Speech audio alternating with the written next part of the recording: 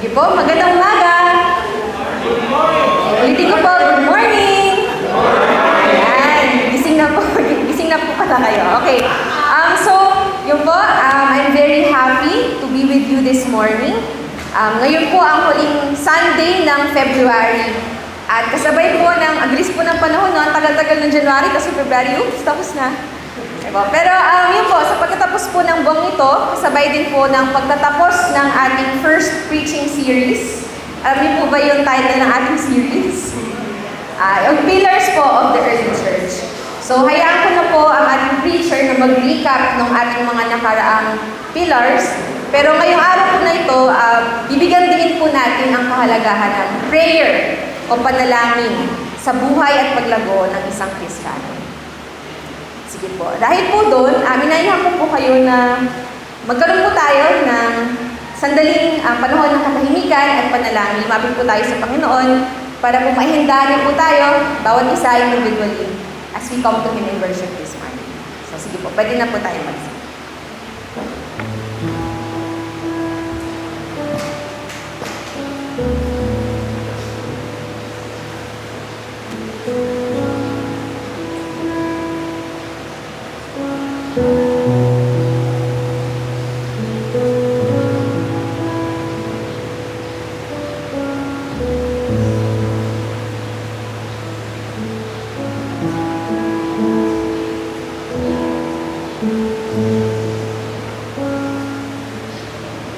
Panginoon, Diyos namin Ama, salamat po sa umagang ito. Salamat dahil kami ay inusin mo, inihisan, pinakain, pinalakas, at sinamahan sa bawat araw po na nagdaan ngayong linggo. Salamat po sa pribilehiyo na makasamang muli ang aming mga kapatiran to be in fellowship with each other as we worship you in this place. O Lord, fill us with your Holy Spirit. In our songs of praise, give glory to your name.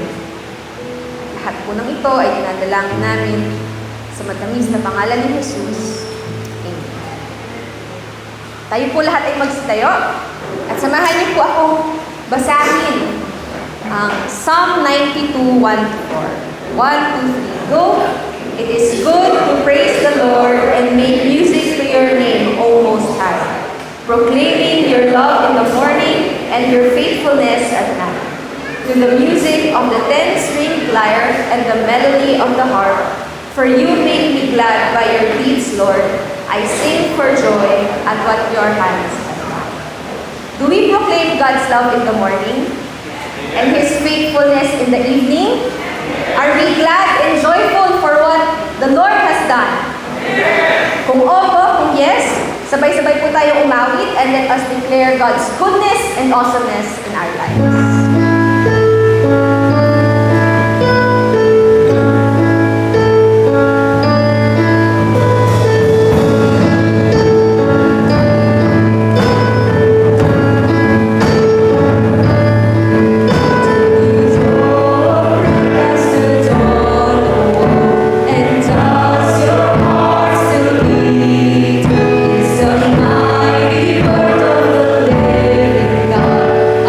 Holy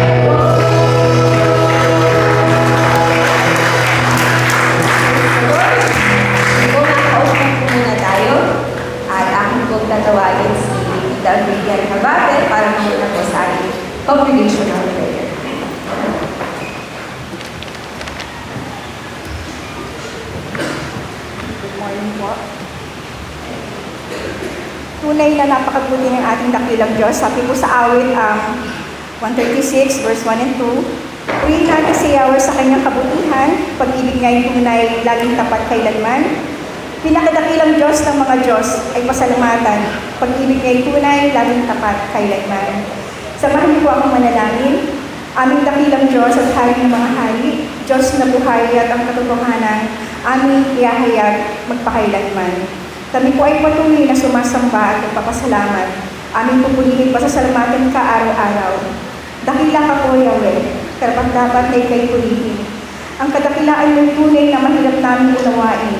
Nararapat ka po papunihan, sambahin at pasalamatan.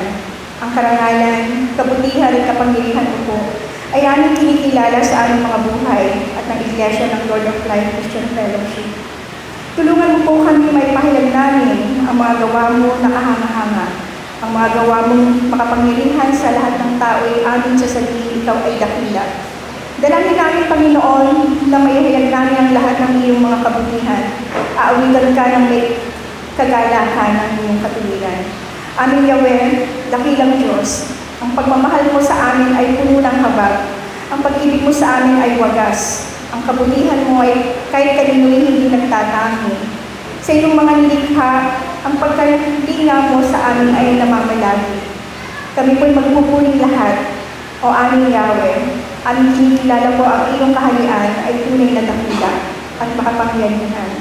Ang kadakilaan mong gawain matatalastas ng lahat ng tao, may pabatid ang kadakilaan ng paghahari mo ay walang hanggan. Hindi po nagbabago. Ang katapadan sa iyong mga pangako sa amin ay nananatili. Ikaw po ang aming nag-iisang Diyos noon ngayon magpakailanman. Ikaw po ang nagbibigay sa amin ng pag-asa at kaligtasan. Inalis mo kami sa makasalanang kalagayan, binigyan ng buhay na ganap at payapa. Kinikilala at pinagpapasalamat namin ng lubos ang mga pagpapala mo sa amin at sa lahat ng tao na may suliranin. At sa pagkalugmok sa panghihina sa hinang karamdaman, mga pagsubok at kabighatian, patuloy din namin dinadalangin, natulungan at hahanguin ang lahat ng aming mga buhay sa aming kalagayan. Tanging ikaw po, Yahweh, ang siyang nagtutulot sa aming mga kapayapaan. Sa aming lahat, Panginoon, ikaw din po nagbibigay ng aming mga pangailangan, physical man at spiritual. Maraming salamat po.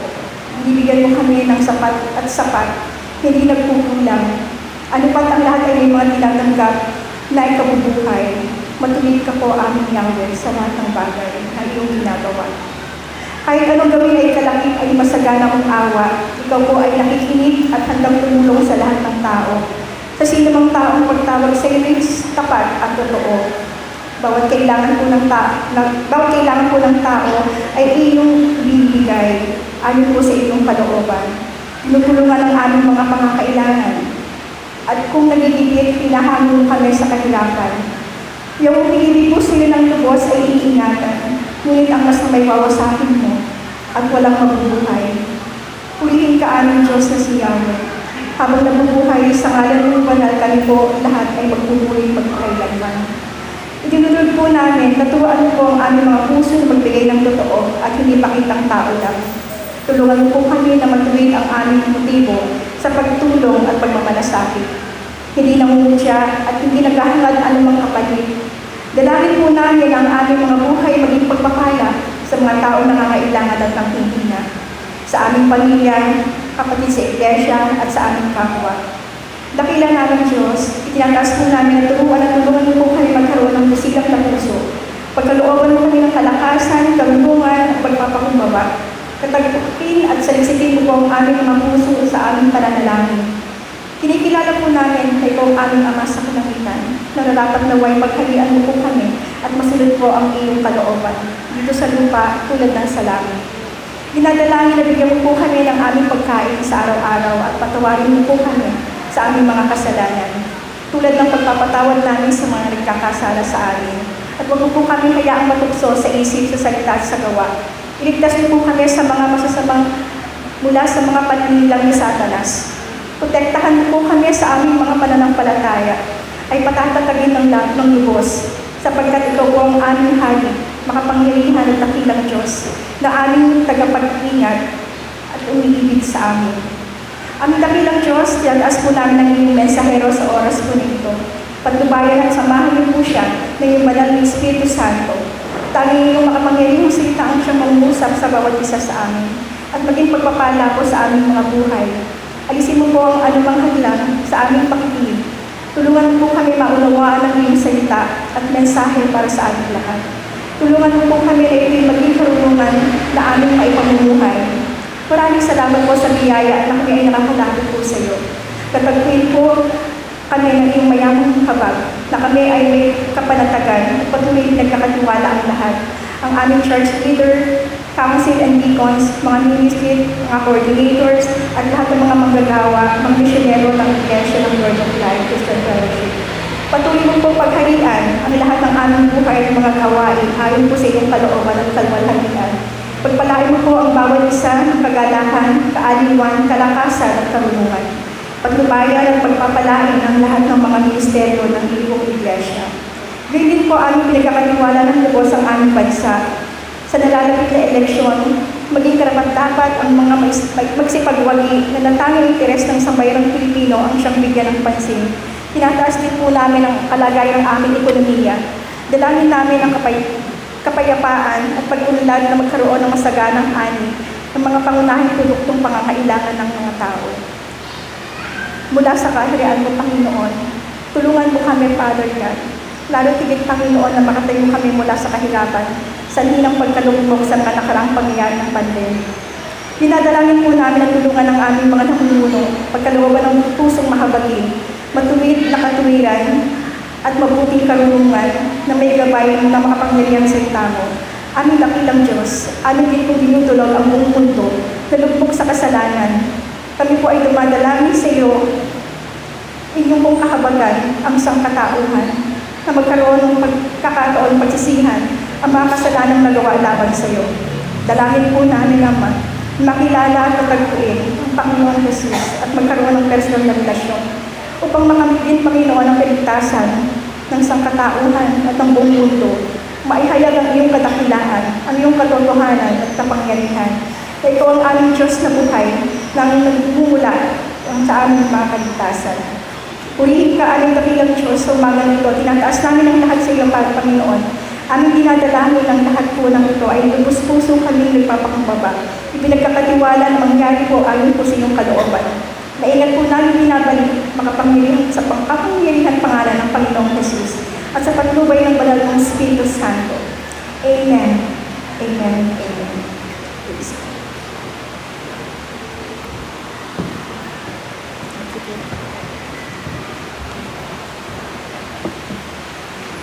Halaga po ang panalangin sa buhay ng bawat Kristiyano. Naalala ko po sa Sunday School dati, tinuro po sa amin yung kantang Read your Bible, pray every day, and you grow, grow, grow. Parang lahat po ata ng Sunday School kid ay alam po yung kantang yun dahil yun po yung mga disciplines na dapat meron ng isang Kristiyano, isang bata sa paglago po niya. At alam ko po, sinabi po tayo na manalangin pagkagising, pagkakain, bago matulog, bago may hihingin or hingin ng tawad sa Panginoon kung may gusto ipasalamat. Madami pong maaring rason. And alam ko po kayo din, in one way or another, nanalangin po kayo sa Panginoon dahil sa mga rason po na to. Pero gusto ko po kayong tanungin, kailan po yung huling panahon or time na nag-pray kayo dahil gusto nilang mag-spend time with God? Or dahil gusto nilang madama yung presence niya. Gusto nyo na mangusap siya sa inyo. At gusto nyo na humingi ng pamamaraan kung paano kayo magiging kabahagi sa mga gawain niya. Kumbaga ang pinaka-question po ay, why do we pray? So inanyang ko po ulit ang lahat na tumayo. At sa mga susunod pong kanta na ating awitin, I encourage you po to sing the lyrics prayerfully. Let us seek the Lord and ask Him to open the eyes of our hearts and our minds for His glory.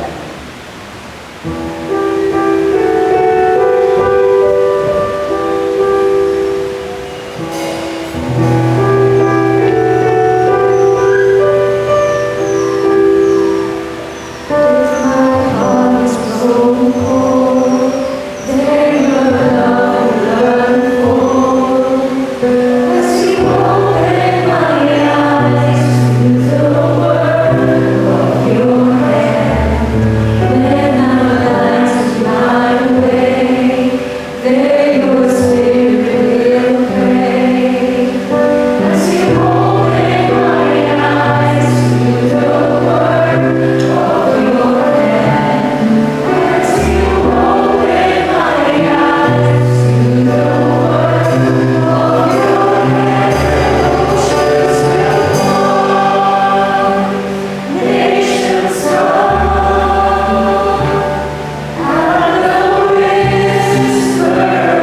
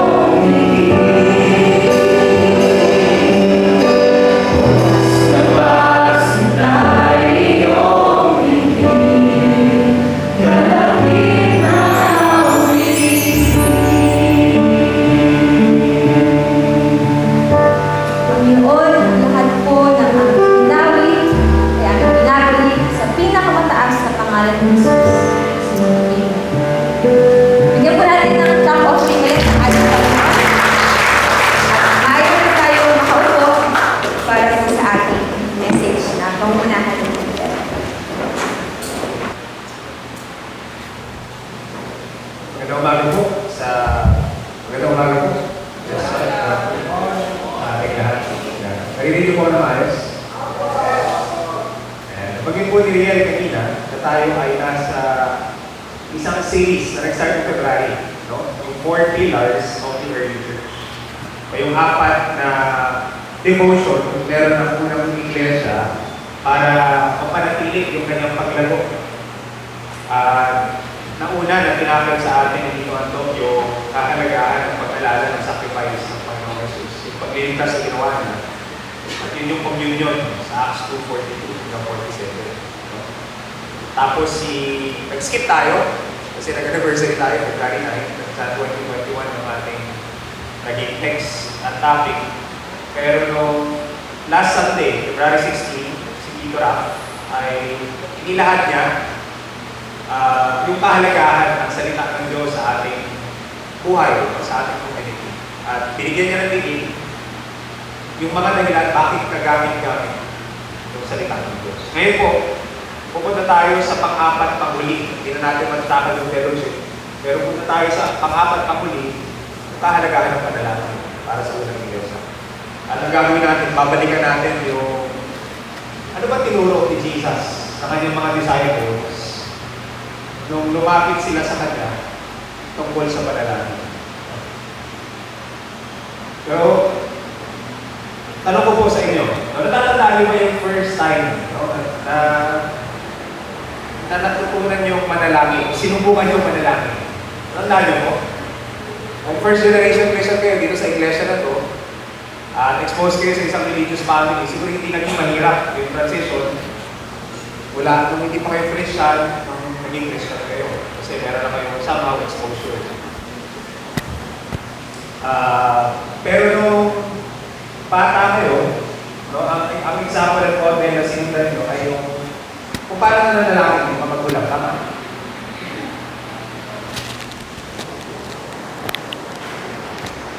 So nagsimula tayo, nagayahin, ano yung naririnig natin.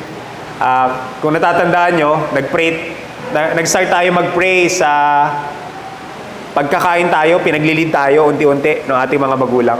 So umpisa, maikli pa yung panalangin natin.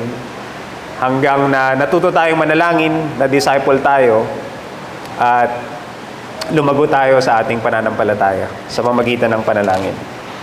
Kung meron kang bagong disciple, anong ituturo, unang-una mo ituturo sa kanya tungkol sa panalangin? Bagong mananampalataya, yung i-disciple mo, anong unang-unang ituturo sa kanya tungkol sa panalangin? Siguro karamihan sa atin familiar dun sa Acts, no? Yung adoration, acronym para sa adoration, confession, thanksgiving, supplication. Yan yung basic, no? Pananampalataya. Pero kung babalikan natin, ano yung unang tinuro ng Panginoong Jesus sa panalangin, kapansin-pansin, nung kanyang binigyang diin, ay yung motive ng panalangin, yung motive ng prayer. At yun po yung titingnan natin ngayon. Kung meron kayong mga Bible, pakibuksan po sa Matthew 6, verses 1 hanggang 18. Dahil doon natin pupulutin yung principle. Ulitin ko ulit, na very interesting, nung nagsimulang magturo si Jesus sa kanyang mga dinidisciple, ay ito yung kanyang tinuro, yung motive ng panalangin. Mamaya po, sabay-sabay nating babasahin. Pero, just to give us a background, kung tayong lahat, no, ay mag-field trip, tapos pupunta tayo ng Israel, makakita pa rin tayo ng mga Jews na nananalangin katulad nito. No? So, yung kultura na kinalikhayan ng Panginoong Jesus ay kultura na saturated ng panalangin. Bahagi ng kanilang culture, lumaki sila mula pagkabata hanggang tumanda, na bawat aspeto ng kanilang buhay, sila ay nananalangin. In fact, maraming passages sa Bible, lalo na sa Old Testament, ang sinusunod nila literally. So nakikita nyo po sa picture, may mga mama na merong maliliit na boxes dito. No? Yun yung pagsunod nila doon sa utos ng Diyos kay Moses na yung mga aking salita, ilagay nyo sa inyong ulo. At nakikita nyo, meron nakabalot dito na mga... So kahit yun, may mga verses na nakasulat nun, itali nyo sa inyong kamay. So itatali nila sa kanilang kamay. At magsusulat din sila ng, nakalimutan ko na yung tawag, parang belo, pero maliit lang, tapos meron silang shawl. Pero yung suot nila dito na box, ang tawag doon ay tefillin. Ang laman nun ay mga scriptures mula sa Old Testament. So magpe-pray sila, susuotin nila yon at tatanggalin lang nila pagkakain sila, magtatrabaho, or maglilinis ng katawan. So malaki yung possibility na kahit si Jesus, ginagawa rin yon, no? Ginagawa rin yon. Meron silang tinatawag na Amida or 18 benedictions. 3 beses sa isang araw, titigil sila kahit anong kanilang ginagawa at ipapanalangin nila yung memorized prayer na yon, yung 18 benedictions o yung 18 prayer. Lumaki si Jesus na nakita si Joseph, karpentero, pero sa designated time during the day na kailangan tumigil sa trabaho at manalangin, makikita niya si Joseph, titigil sa trabaho sa pagkakarpentero at i-recite ni Joseph. Kasama yung Shema, love the Lord your God. Kasama yung Shema, yung 18 benedictions. No? At lalong dumalas yun nung nawala sila ng templo after AD 70. So interesting na yung kultura na kung saan lumaki ang mga disciples si Jesus, ay one day lumapit pa rin sila kay Jesus sa Luke 11 at nag-request, Panginoon or Rabbi, teacher, discipler, turuan niyo naman kami mag-pray. Bakit sila magpapaturo? Lumaki na sila na marunong na sa panalangin.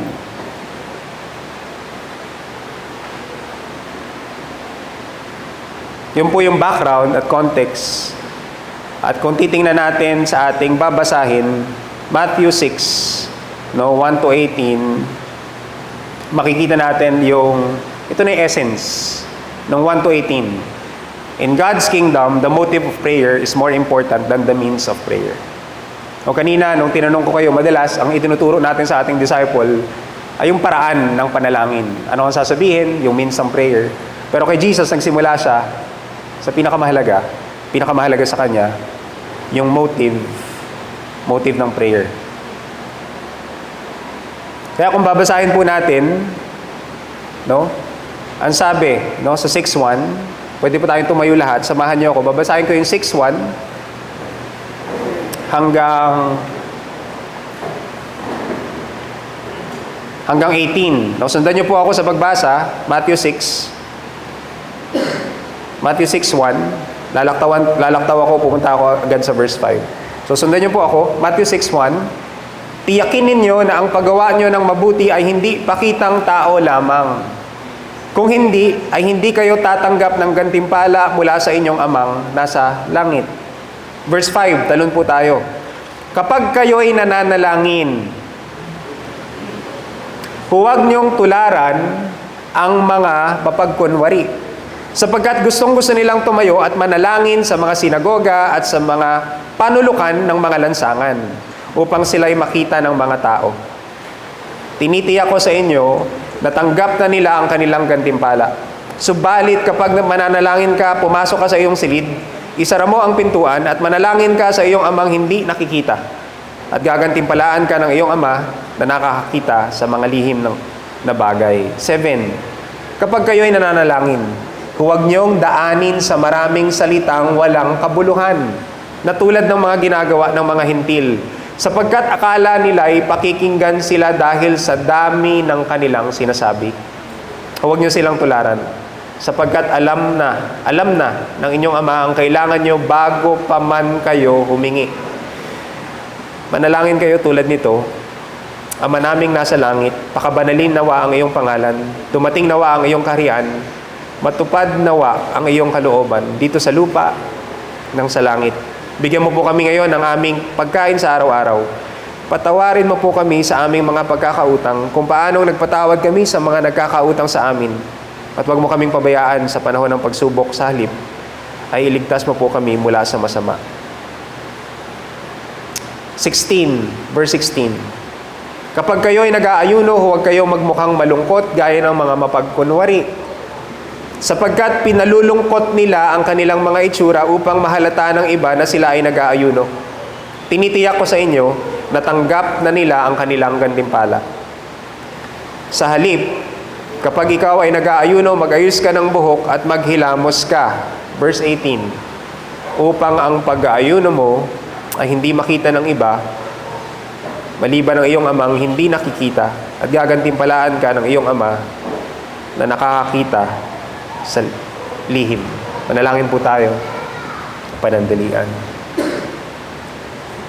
Ama, maraming pong salamat. Ito po ang inyong mga salita.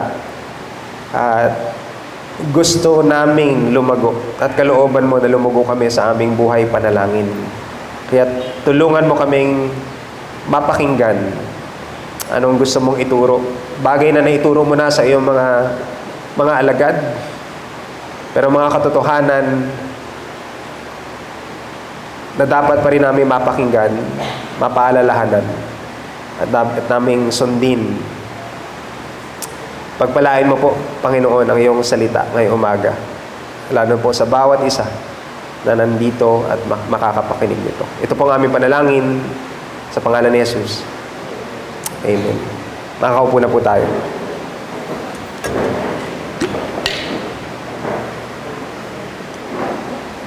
Maliwanag po yun sa unang talata ng section ng turo ni Jesus sa mga disciples, no?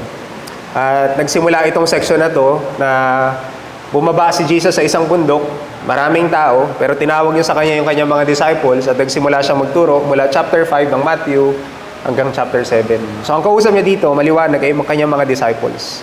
At yung tinulo niya sa chapters 5 hanggang 7 ay para sa mga disciples niya, hindi sa mga tao or yung crowd na nandoon, no, at lumapit sa kanya. Pero kapansin-pansin po, yung unang pangungusap, sabi niya, mag-ingat kayo at baka ang paggawa nyo ng mabuti ay pakitang tao. Pakitang tao lang. Ano ibig sabihin po ng pakitang tao? No? Ano ibig sabihin ng pakitang tao? So apparently, yung panahon ni Jesus, lalo na yung mga Pariseo, kilala sila sa dalas, sa uri, sa kaseryosohan ng kanilang pananalangin. Pero lahat yon ginagawa nila para ipakita sa tao na relihiyoso sila at malapit sila sa Diyos. Pero ang totoo, malayong malayo sila. So sa English, ang ginamit in fact, ay yung salita na hypocrites. No? Hypocrites. Kaya ilang beses inulit, no? Mula sa verse 2, verse 5 at verse 16, yung salita na hypocrites. Yung hypocrites nung time ni Jesus ay mga theater actor na nagsusuot ng maskara. So ganun yung kanilang, kung manunood ka ng play, ng teatro, nung panahon ni Jesus, hindi mo makikita yung muka ng mga artista, ang makikita mo yung kanilang maskara. Nakadepende sa kanilang role na ginagampanan. At ganun para kay Jesus yung mga Pharisees, no? Hindi mo kita kung anong nasa ilalim nung ine-express nila na religiosity. In fact, sa chapter 23 ng Matthew, lalo niyang seryosong i-rebuke yung mga Pharisees. Ang sabi niya, nananalangin kayo, suot-suot yung mga tefillin, pero yung puso nyo ay malayo sa Diyos. At tatlong bahagi ng kanilang religious expression, yung binigyang warning ni Jesus. Ang sabi niya sa verse 2, kapag nagbibigay kayo ng tulong, huwag na ninyo itong ipamalita gaya ng ginagawa ng mga pakitang tao roon sa mga sambahan at sa mga daan upang purihin sila ng mga tao. Sa verse 5, tungkol sa panalangin, kapag nananalangin kayo nang nakatayo sa mga sambahan at sa mga kanto ng lansangan kapag nananalangin kayo, huwag kayong tutulad sa ginagawa ng mga pakitang tao o ng mga hypocrite. Mahilig silang manalangin ng nakatayo sa mga sambahan at sa mga kanto ng lansangan para makita ng mga tao. So ang gagawin ng mga Pharisees o mga religious person noong time ni Jesus, dahil kailangan nilang tumigil at designated time, pipiliin nila yung lugar ng daanan kung saan maraming tao ay makakita sa kanila. So pipili sila ng intersection. Doon sila titigil, doon sila mananalangin. Pupunta sila sa synagogue, tatayo sila sa unahan, at doon sila mananalangin. Ay gusto nila makita ng tao, no? Kung gaano sila kagaling, gaano sila ka-religious. At yung panghuli, na warning na binigay ni Jesus, verse 16, kapag nagfa-fasting kayo, nag-aayuno, huwag ninyong tularan ang mga pakitang tao, mga hypocrites. sapagkat sinasadya nilang hindi mag-ayos ng sarili para ipakita sa mga tao na nag-aayuno sila. In God's kingdom, the motive is greater than the means. Sa pagbibigay, sa pananalangin, sa pag-aayuno, ang tinitingnan ng Diyos ay yung ating motibo. So kung ito yung pinakamahalagang aral na ituturo ng isang discipler sa disciple, no? Yung tungkol sa motive ng prayer. Ano dapat yung maging motibo natin sa panalangin? So yung tatlong bagay na titingnan natin, ano yung tatlong motibo na tinuro ni Jesus sa kanyang mga disciples para itama yung brand ng panalangin na naranasan ng mga disciples growing up at nakikita nila, no? At yun yung gustong ituro ni Jesus sa kanyang mga disciples. Dapat makilala kayo sa uri ng kanyang panalangin. At iba dapat yung uri ng panalangin nyo dahil iba dapat yung inyong motibo. Unang katotohanan tungkol sa motibo, ang sabi ni Jesus sa mga disciples, manalangin kayo dahil merong kayong ama na gustong makipag-ugnayan sa inyo. Pray because you have a Father who wants to relate with you. Ang sabi sa Matthew 5:16, let your light shine before others that they may see your good deeds and glorify your Father in heaven. Yung emphasis, meron kayong ama. Iba kayo sa mga Pariseo, sa ibang Hudyo, kasi yung ama o Diyos na sinasamba natin ay ama nyo sa langit. No? Ama nyo sa langit. Huwag po kayong malito sa sinasabi ng chapter 5 verse 16 kasi sabi niya, ba't ganon? Let your light shine before others that they may see your good deeds. Di ba sinasabi ni Jesus, magtago nga kayo, pumunta kayo sa kwarto, tapos biglang ipakita nyo yung mga mabubuti nyong gawain. Again, ang kaibahan nitong talata na to sa chapter 6 ay yung motibo. Gawin nyo yung mabubuting gawa para purihin, kilalanin ng mga hindi mananampalataya yung ama nyo sa langit. Pero dapat yung motibo nyo ay dalisay, pure, no? At ang unang dahilan bakit kayo dapat manalangin kayo dahil meron kayong ama na gustong makipag-unay, who wants to relate with you. Sa gospel po ng Matthew, no? 45 times, more than any other gospel, inulit yung kataga na Father, capital F. No? At dito sa section na to ng teaching ni Matthew, 17 times. Gustong bigyan diin ni Matthew na yung mga disciples ni Jesus ay iba or set apart dahil meron silang ama sa langit. In fact, ang ginamit na term, no, na Father ay very intimate. Yung Abba, Father. Hindi talaga equivalent sa kung paano natin tinatawag yung ating mga ama ngayon, pero mas intimate, no, na relationship. At ganoon pinapakita o tinuturo ng Panginoong Hesus sa kanyang mga disciples na dumating na yung kaharian ng langit. At yung kaharian na yon, kung susunod kayo sa akin, kasama ng paghahari na yon ay yung bagong relationship na meron kayo sa Diyos bilang Ama, bilang Aba. As disciples of Jesus, we have an Abba in God. Meron tayong malapit na ugnayan sa ating Ama. In fact, minodel yan ni Jesus sa kanyang mga disciples. Every time He prays, gagamitin niya yung term na Abba, or Itay, or Daddy, Papa, no? Sabi niya, no, Mark 14:36, bago siya mapako, Aba, sabi niya, Aba, Ama, kaya mong gawin ang lahat, ilayo mo ang kopang ito sa akin, gayon man, hindi ang nais ko, kundi ang nais mo ang masunod. Aba, Ama. Ang sabi ni Paul sa Romans 8:15-16, hindi kayo tumanggap ng espiritu ng pagkaalipin upang muli kayong matakot, kundi tumanggap kayo ng espiritu ng pagkupkop or adoption. Bilang mga anak na sa pamamagitan nito'y tumawag tayo, Aba, Ama. So tumanggap tayo ng Holy Spirit na nag-empower sa atin para tawaging Aba, ang Diyos Ama. No? Hindi malapit. Yung term po dito na adoption or yung pagkukup ay isang legal term, no, sa panahon ni Paul. At ibig sabihin, kahit yung dating alipin ay pwedeng ituring na anak kung magkakaroon ng legal process, legal adoption, magkakaroon ng papeles. At yung ibig sabihin sa adoption dito, legal, legitimate tayong anak ng Diyos. Hindi tayong anak sa labas. Legitimate.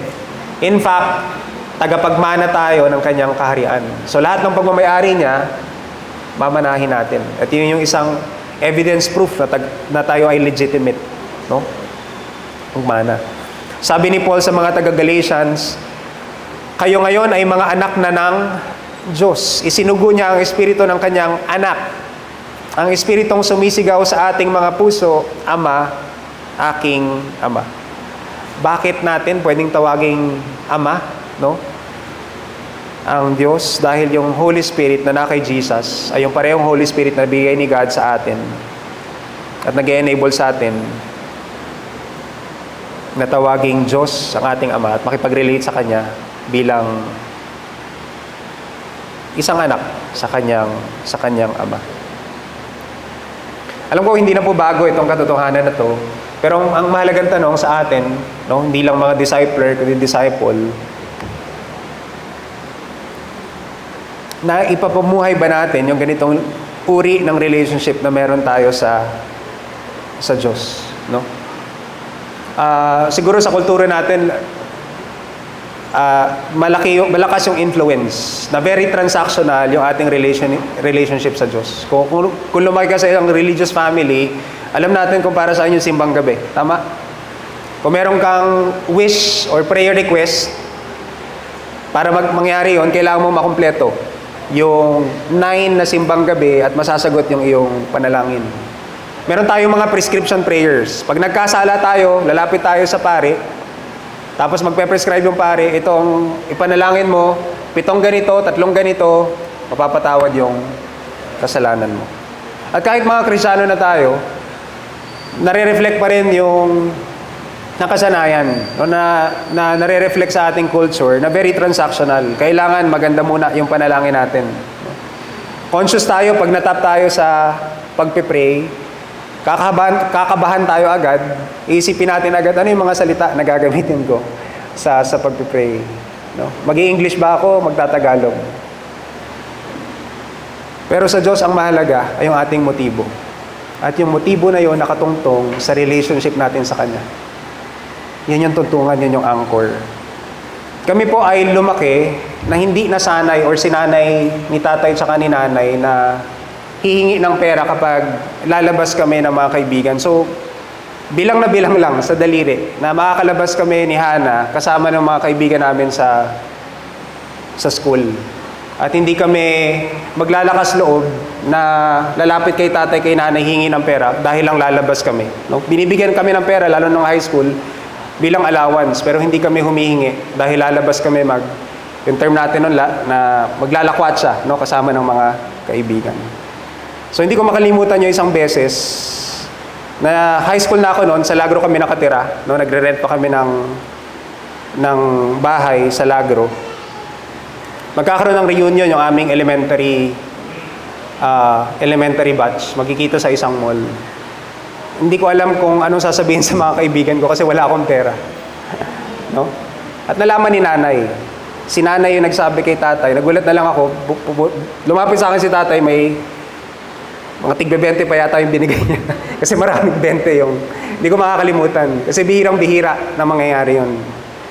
Na-realize ko nung araw na yun, na hindi ako lumalapit sa tatay ko dahil akala ko hindi niya ako bibigyan. Ganon din sa relationship natin sa Diyos, no?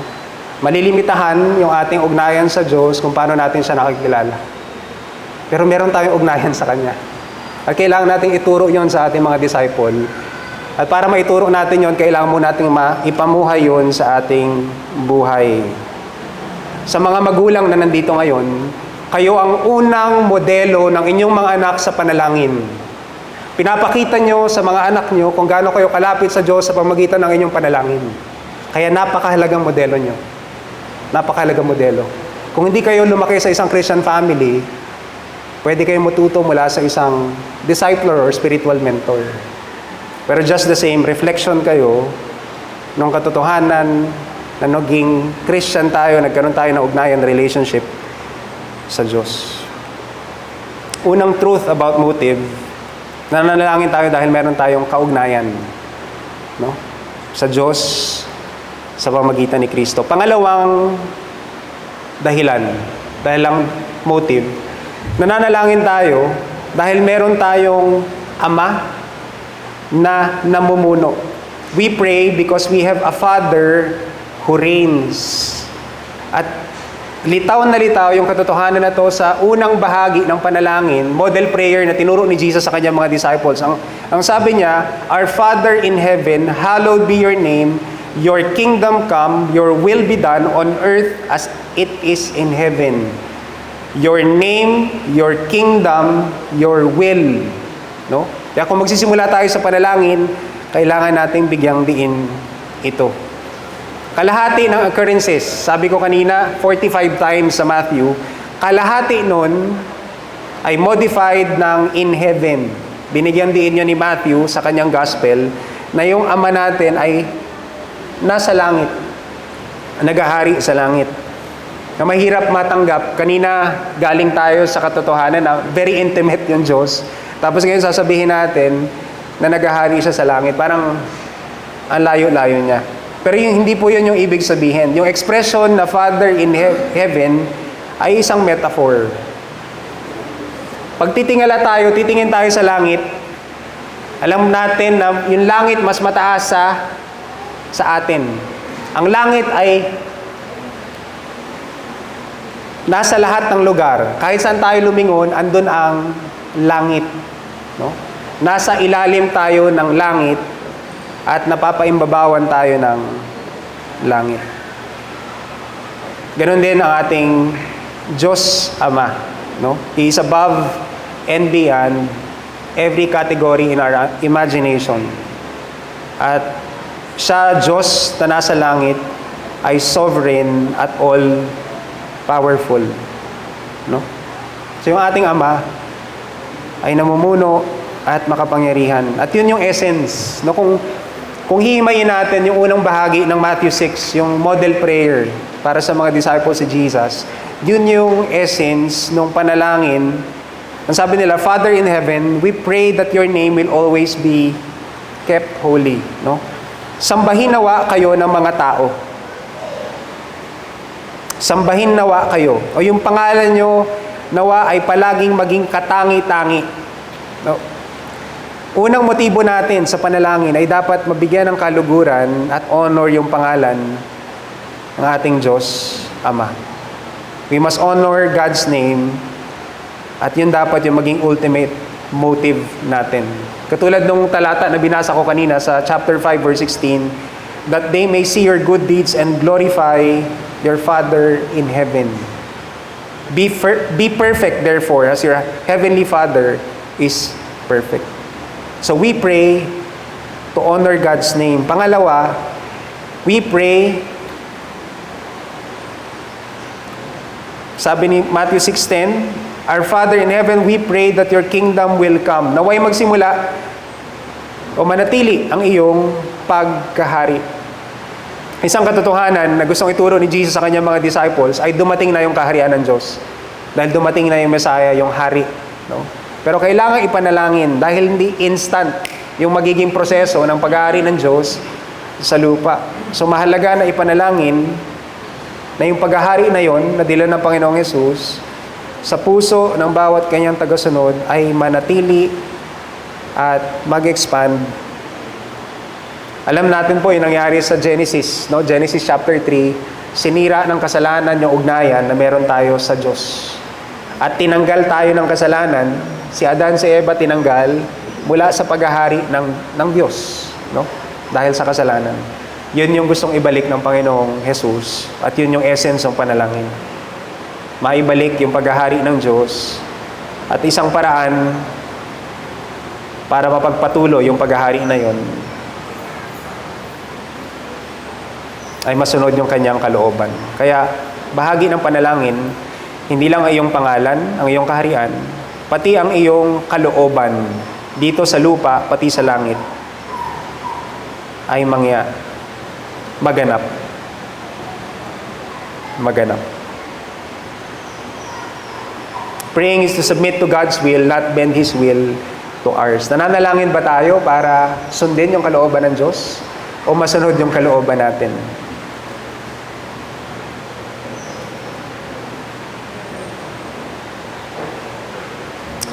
2003, third year college po ako, nung una kong na-sense na tinatawag ako ng Diyos sa full-time ministry.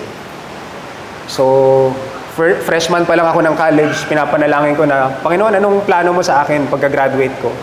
At sinagot niya yun, nung third year college ako, sumama ako sa isang leadership training conference na inorganize ang Campus Crusade para sa lahat ng Luzon campuses. So, ginawa namin yun sa Baguio. Pero hindi ko akalain na yung 3 araw at 2 gabi na yun ay gagamitin ng Diyos para mangusap siya sa akin at itanim sa puso ko na tinatawag niya ako sa full-time ministry pagka-graduate ko.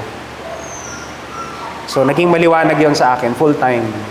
Ang akala ko nung third year ako, dahil nasa campus ministry ako, na-involve ako sa Campus Crusade, akala ko yung kalooban ng Diyos na full-time ay maging isang campus missionary na katulad ng Campus Crusade missionaries o maging full-time staff ng CCC. Pero hindi pala yun yung kanyang kalooban. No, in fact, nag-struggle ako, na-extend ako ng 1.5 taon. No, natapos ko yung aking undergraduate computer science course sa Los Baños ng 5.5 years. Dahil nag-struggle ako na maging excellent sa pag-aaral, parang ang argument ko sa Diyos, Panginoon, bakit ko pa kailangan tapusin to kung ginawa naman ng maliwanag sa akin yung kalooban mo na magpo-full-time ministry din naman ako. Ang mali ko po, tumigil akong ipanalangin kung ano yung kalooban niya para sa akin. At ang kalooban niya, matapos ko yung aking pag-aaral dahil gagamitin niya yon para ihanda ako doon sa vocation na inihanda niya para sa akin. In fact, umabot pa ng almost 12 years na nagtrabaho ako bilang developer bago ako naging full-time missionary. Dahil nakilala ko ang Waymakers 2013, tapos nag-full-time ako 2018. Pero may maliwanag na kalooban ng Diyos sa bawat isa sa atin. At sabi ng Panginoong Hesus sa kanyang mga disciple, araw-araw dapat nating ipanalangin at alamin sa pamagitan ng panalangin kung ano yung kalooban na yon, kung tayo ay nagpapasakop sa kanyang paghahari sa atin. Naliwanag po yun. No? Araw-araw dapat nating ipanalangin. Ang sabi ni Apostle James, huwag niyong sasabihin na bukas sa Makalawa, ito yung gagawin niyo, pupunta kayo sa ganitong lugar, magtatrabaho kayo ng ganito, dahil hindi niyo naman alam kung ano mangyayari bukas. Instead, ang dapat niyo ipanalangin, ano ba ang kalooban ng Diyos? So we pray because we have a Father who relates, who reigns, at yung pangatlo, we pray because we have a Father who rewards. We have a Father who rewards. Ang sabi sa Matthew 6, paulit-ulit, 3 beses, your Father who sees what is done in secret will reward you. Dahil namumuno siya, because He reigns, kita niya ang lahat. Huwag tayong umasa sa tatanggapin natin na gantimpala sa tao, kundi yung tatanggapin natin na gantimpala mula sa Kanya. Yung connotation po natin ng reward, lalo na pag nababasa natin sa Bible, naisip natin meron tayong meron tayong gold medal na tatanggapin o kaya trophy. Pagdating natin sa langit, andun si Jesus, tapos bibigyan niya tayo, gagawaran niya tayo ng medal. Pero hindi yun yung reward na nasa isip ni Matthew. No? Yung reward na binabanggit dito ay yung maranasan natin kahit dito sa lupa pa lang, anong ibig sabihin na pagharian ng Diyos. Maranasan yung pagkalinga ng Diyos dito sa lupa pa lang. Maranasan yung kanyang pag-aalaga bilang ama. At yun yung reward. Kaya nga nagsimula si Matthew sa chapter 5 ng sermon sa Beatitudes. Mapalad ang mga pinapersecute, mapalad ang mga dahil sa kanila ang paghahari ng Diyos. No? So yung reward ay hindi Hindi concrete o tangible na object, kundi yung paghahari, maranasan yung paghahari ng Diyos, yung pagkalinga niya, yung security na nanggaling sa relationship sa Diyos. At litaw na litaw yon sa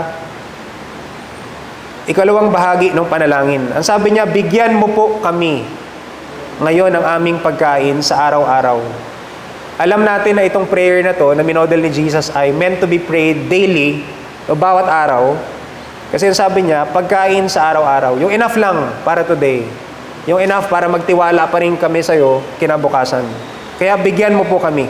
Patawarin mo po kami sa aming mga pagkakautang o pagkakasala. Kasi habang nandito tayo sa lupa, maranasan pa rin natin yung korupsyon na dala ng kasalanan. Pero ang magandang balita, binabago tayo ng Panginoong Hesus araw-araw. At kasama sa pagbabago na yon, yung araw-araw na karanasan ng pagpapatawad ng Diyos sa atin. So patawarin mo po kami sa aming mga pagkakautang. Kung paanong nagpatawad kami sa mga nagkakautang sa amin, or kung paano natututunan namin magpatawad sa mga nagkasala sa amin. Bigyan mo po kami, patawarin mo po kami.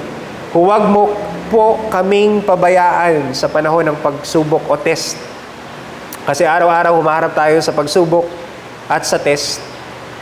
Nasusulit kung gaano tayo katapat na tagasunod ni Kristo. No, sa ating isip, sa ating ginagawa, pag mag-isa lang tayo, kaharap ating cellphone, kaharap ng ating computer, sa pagbibigay natin ng tithes, ng offering, sa relasyon natin sa ating asawa, relasyon natin sa ating mga anak, sa ating trabaho, nasusubok tayo. Kaya ang panganalangin ng isang disciple, huwag mo kaming pabayaan. Tulungan mo kami na kahit dumaan yung test, ay malagpasan namin. Kaya ang sabi niya, iligtas mo po kami mula sa masama. We have a Father who rewards. In fact, marami pang talata sa Matthew. Ang sabi sa chapter 5, love your enemies and pray for those who persecute you, that you may be children of your Father in heaven. He causes His sun, o yung araw, to rise on the evil and the good, and sends rain on the righteous and the unrighteous. Habang nandito tayo sa lupa, mararanasan ng lahat, mabuti man o masama, yung biyaya at hakbag ng Diyos. Kasi lahat na naaarawan, lahat na uulanan, lahat ay napoprovidean ng kanilang pangangailangan. Ang sabi sa chapter 6, verse 8, our Father knows what we need before we ask. No, alam niya, no? Alam niya bago pa lang tayo magsabi sa Kanya ng ating pangangailangan. Ang gusto niya lang lumalapit tayo at humihingi sa Kanya. Kaya sabi niya sa mga disciples, you do not have because you do not ask.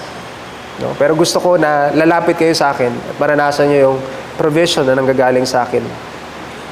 Ang sabi niya sa verse 26, look at the birds of the air. They do not sow or reap or store away in barns, and yet your heavenly Father feeds them.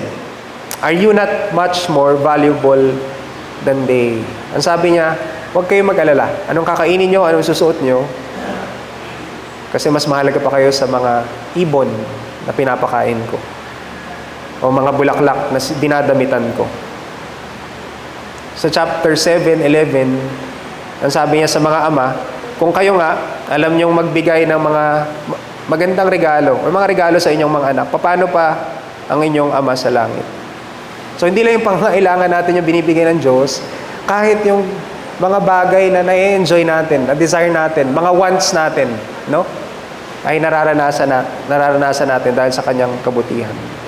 At ganoon yung pagkalinga niya sa atin, more than sa iba niya mga nilikha.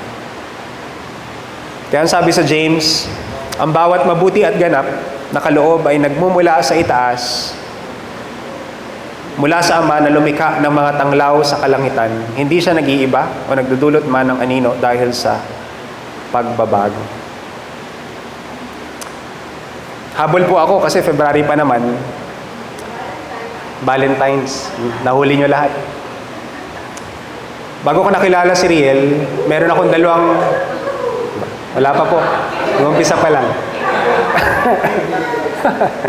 Bago ko nakilala si Riel, may dalawang pagkakataon na seryoso ako na nanalangin, specifically for a person na nagkagusto ako sa, hindi sabay, magkaibang may magkaibang sitwasyon. May nakilala akong babae at 2 beses sa pinalalangin ko at ang sagot ng Diyos ay no. No? So nagtatrabaho na ako ng professional. Mga believer sila, Christian, at talaga nakita ko na tapat silang mga mananampalataya. Pero ang panalangin ko initially na hindi nagmaterialize kasi hindi kalooban ng Diyos ay magkaroon ng opportunity para makilala ko. Pero matagal din, no, na pinanalangin ko yon kasi yung isa ay siguro mga more than 2 times ko nakasama sa leadership conference. So pareho kami nag-serve sa isang conference. At ang panalangin ko sana mag-create si God ng opportunity para makilala ko lalo kung kalooban niya. Pero to cut the long story short, di niya kalooban. Dahil meron siyang ibang kalooban. Nakilala ko yung asawa ko ngayon. Pero bakit ko po binanggit, no? Yung 2 panalangin na yon na ang sagot ng God ay no.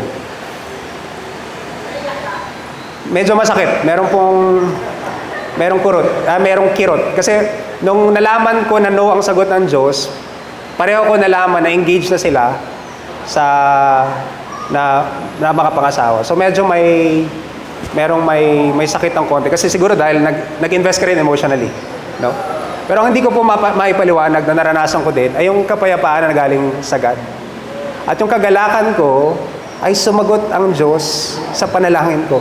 Regardless kung ano yung sagot niya. Naranasan ko yung paggabay ng Diyos dahil sumagot siya. It just so happen ang sagot niya ay no. Pero sumagot siya. Pinakinggan yung aking panalangin at sumagot siya. At yun yung kagalakan na meron ako. No? Na kahit sa aking pagpili ng mapapangasawa, ginagabayan ako ng Diyos. Regardless kung anong sagot niya, naranasan ko siya, nakilala ko siya bilang ama. Ganong klase ng relasyon yung gusto ng ama natin sa atin. No? Maranasan siya. No? Hindi lang tayo lalapit dahil meron tayong kailangan, kundi lalapit tayo dahil meron tayong kaugnayan sa Kanya. No? Gusto ko po itong quote. No? Ilang beses ko nang ginamit, pero ulitin ko ulit. Sabi ni Timothy Keller, isang pastor, namatay na po siya, the only person who dares wake up a king at 3 a.m. for a glass of water is a child. We have that kind of access. Meron tayong ganung uri ng relationship sa ating Diyos Ama. Pray because you have a Father who relates, reigns, and rewards. No? Dahil ganun siya kabuti. At yung motibo na yon ng panalangin, ang naging pilar ng unang iglesia. No? Hindi nila nakalimutan yon kasi pinagpatuloy yon ng mga alagad at yun din yung itinuro nila sa kanilang mga dinidisciple. Nalangin po tayo.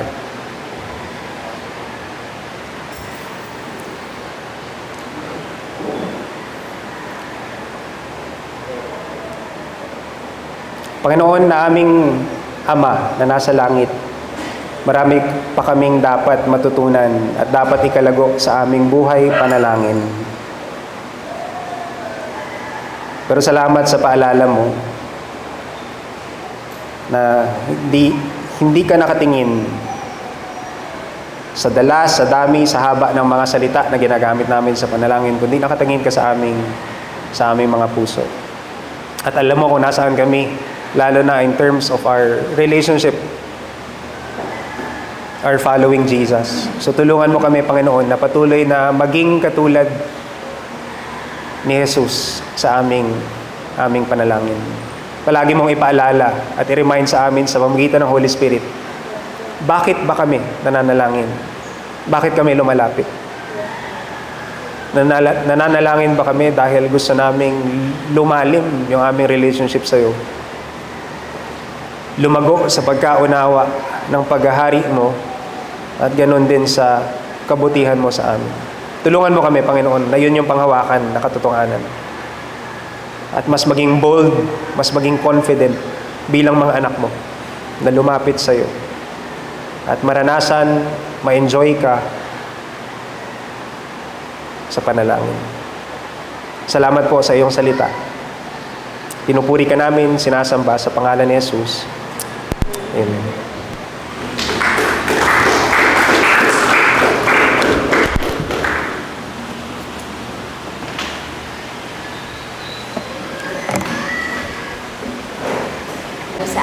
lahat. After po ng ating panambahan sa lahat ng youth, magsisimula ulit ang ating youth hangout this year at ito po ang ating first para sa taong 2025. So sa lahat po ng youth, meron tayong lunch pagkatapos ng ating panambahan at pagkatapos ay sisimulan natin ang ating youth fellowship at i-kick off natin to with the theme na the roots of our Christ-like character and priorities. Paalala rin po na sa darating na Feb 25 ay ang ating couples fellowship. So para po sa lahat ng mga couples ay kayo ay imbitado po dito sa gawain na ito at I think nakapag-coordinate na po ang iba kay Ate Laila para po dito. So mag-antay na lang rin po tayo ng mga susunod pang announcements para po sa ibang details pa dito sa gawain na ito. This coming Wednesday po ang ating in-person po ang prayer meeting. Tama, hindi po online. In-person po ito at 7 o'clock p.m. sa February 26 at si Tita Norma po ang ating facilitator para po sa gawain na to. So, hindi po to online. Magkikita-kita po tayo para sa prayer meeting sa Wednesday. Next week po ay ating Communion Sunday, March 2. Ang ating worship leader po ay si Papa at ang ating preacher ay si Kuya MJ Dayag. At ang kanyang text and topic ay nasa Juan 3, 1-18, ang bagong kapanganakan. Paalala rin po na every first and third Sunday of the month, ang ating Kids Sunday School na nagsisimula po ng 8:15 a.m. Patuloy pa rin po natin ginagawa ang ating piso kada araw para sa ating Pastor's Wellness Fund. At ang ating alkansya po ay nasa likod po ng ating worship hall. Pwede po tayo ditong maglagay ng ating contributions para po sa gawain na ito. Ayan, meron po tayo ilan na magse-celebrate ng kanilang anniversaries and birthdays this week. Para po sa anniversary, sa Feb 24 po, ay anniversary ni Kuya Mark at ni Ate Cherry Habate. At marami po nag-celebrate ng kanilang birthday. Sa 24 po ay birthday ni Hannah Padilla. Tama, bukas. Sa 25 po ay birthday po ni Kuya Matt. Sa 26 po ay birthday ni Tita Beth. At sa 28 naman po ay birthday ni Ate Becky. At sa March 1 naman po ay birthday ni Ate Rosita. So, ayan po. Sige po, awitan natin sila. Happy birthday.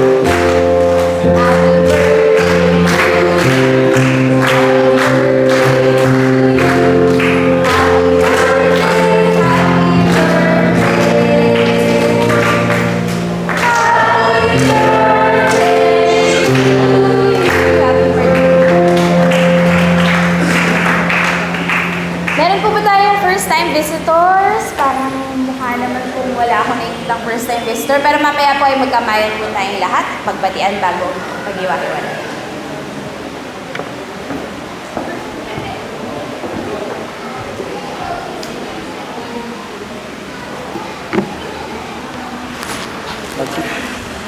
Magsitayo po tayong lahat para sa ating panalangin na rutin. Salamat po muli, Panginoon Diyos, sa pagpapaalala ng kahalagahan ng pagkikipag-usap sa inyo.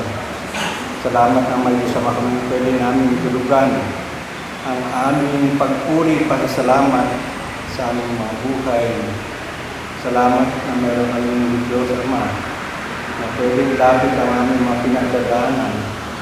Salamat, Panginoon, dahil kahit anong oras, 24/7 pwede kami lumapit sa inyo dahil kayo ang Diyos na nakikinig at sumasagot sa aming mga panalangin. Nawa, Panginoon Diyos, alalahanin po namin ito araw-araw sa aming buhay, hindi lang sa panahon ng aming pangangailangan, karamdaman, may pinagdadaanan. Thank you how wonderful you are to each one of us, Father, to reminding us daily that our relationship with you is very important, Father.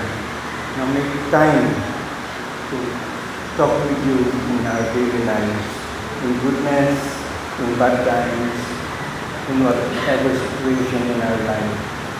Thank you for reminding us through your message, Father. Tanggapin ko natin ang basbas ng Panginoon. To Him who is able to keep you from stumbling and to present you before the glorious without fault and with great joy. To the only God, our Savior, be glory, majesty, power, and authority through Jesus Christ our Lord, before all ages, now and forevermore. Amen. Manatili tayo na kayo para sa ating last one.